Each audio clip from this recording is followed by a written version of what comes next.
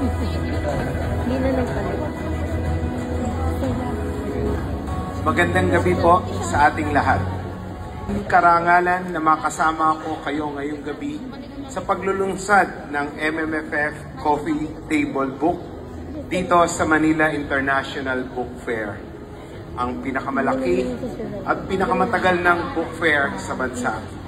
Ngayong taon, pinagdiriwang natin ang ika-51 taon ng Metro Manila Film Festival.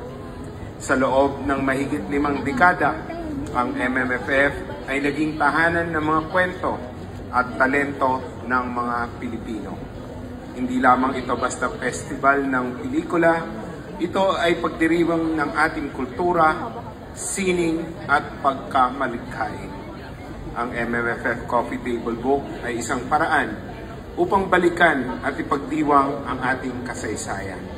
Makikita rito ang mga larawan at kwento ng mahahalagang sandali at tagumpay ng MMFF. Isa itong alaala ng nakaraan at inspirasyon para sa hinaharap ng ating pelikulang Pilipino. Sana'y magsilbi itong paalala kung gaano kahalaga ang bawat pelikula, bawat kwento, at bawat taong nagbigay buhay sa ating industriya.